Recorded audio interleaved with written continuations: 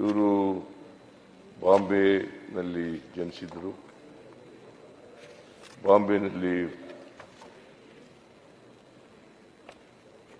ಶಾಲಾ ಶಿಕ್ಷಣ ಮುಗಿಸಿ ಆಮೇಲೆ ಅಮೆರಿಕಕ್ಕೆ ಹೋಗಿ ವಿದ್ಯಾಭ್ಯಾಸ ಮಾಡ್ತಾರೆ. ಅಲ್ಲಿ ಆರ್ಕಿಟೆಕ್ಚರ್ ಪದವಿಯನ್ನು ಪಡ್ಕೊಳ್ತಾರೆ. ಅಲ್ಲಿಂದ ಬಂದು ಅಷ್ಟೊತ್ತಿಗಾಲೇ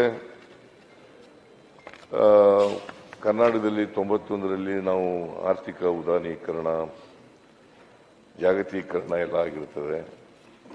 ಆಗ ಇಡೀ ಉದ್ಯಮವನ್ನು ಜಾಗತೀಕರಣಕ್ಕೆ ಮತ್ತೆ ಉದಾರೀಕರಣಕ್ಕೆ ಅದನ್ನು ತೆರೆದುಕೊಳ್ತಕ್ಕಂಥ ರೀತಿಯಲ್ಲಿ ಮಾಡ್ತಕ್ಕಂಥದ್ದು. ಆಮೇಲೆ ಟಾಟಾ ಟೆಲಿ ಸರ್ವಿಸಸ್ ಹಾಗೂ 2004ರಲ್ಲಿ IT ಕಂಪನಿಯಾದ ಟಾಟಾ ಕನ್ಸಲ್ಟೆನ್ಸಿ ಸರ್ವಿಸಸ್ ಕೂಡ ಸ್ಥಾಪನೆ ಮಾಡ್ತಾರೆ.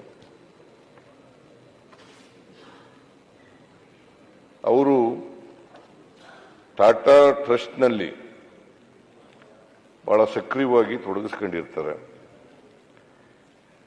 ಸಾಮಾನ್ಯ ಜನರಿಗೂ ಕೂಡ ಅವರು ಕೊಂಡ್ಕೊಳ್ಳಲಿಕ್ಕೆ, ಕಾರ್ನಲ್ಲಿ ಓಡಾಡಲಿಕ್ಕೆ ಅನುಕೂಲ ಆಗಲಿ ಅಂತೇಳಿ ಅವರು ನ್ಯಾನೋ ಕಾರನ್ನು ಸೃಷ್ಟಿಸಿ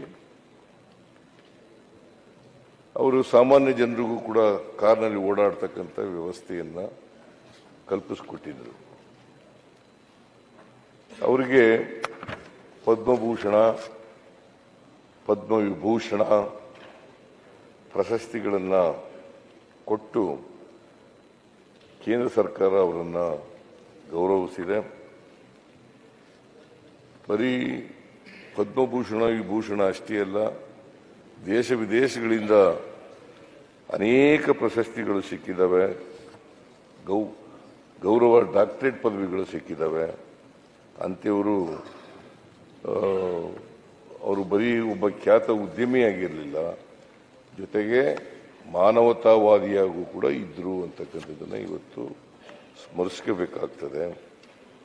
ಸೊ ಅವರು ನಿಧನರಾಗಿದ್ದಾರೆ. ಇದರಿಂದ ಉದ್ಯಮ ಕ್ಷೇತ್ರಕ್ಕೆ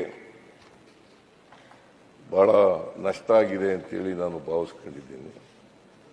ಸೊ ಒಬ್ಬ ಖ್ಯಾತ ಉದ್ಯಮಿ ಅಂಥವರು ನಾವು ಸ್ಮರಿಸ್ಕೊಳ್ತಕ್ಕಂಥದ್ದು